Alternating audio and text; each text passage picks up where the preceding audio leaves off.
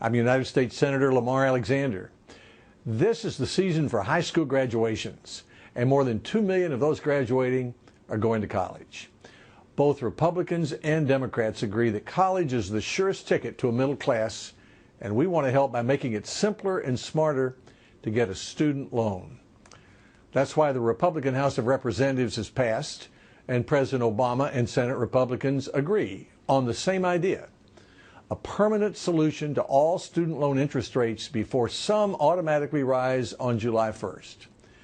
The idea is to allow the market to set interest rates. It's fair to students and fair to taxpayers.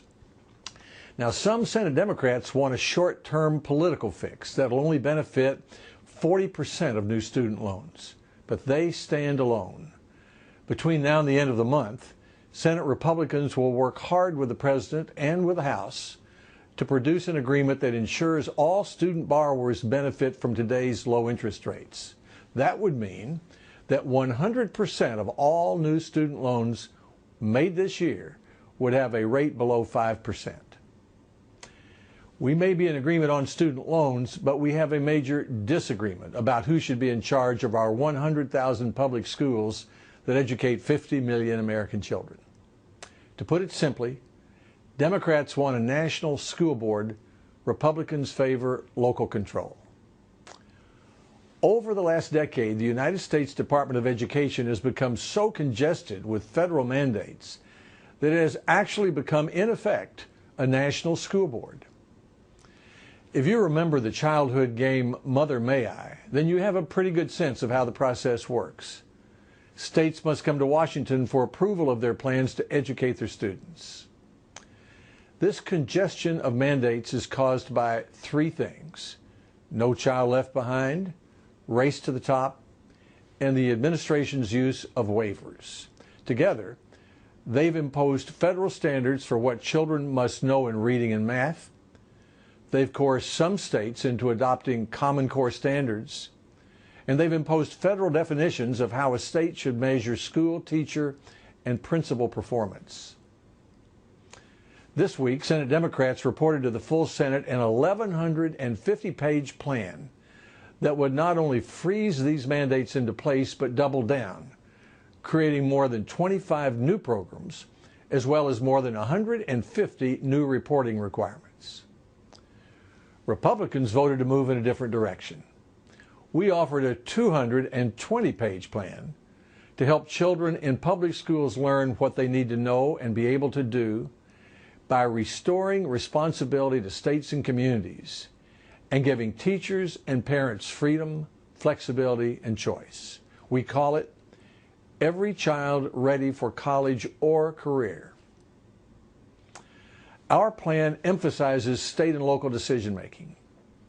It puts Washington out of the business of deciding whether local schools are succeeding or failing.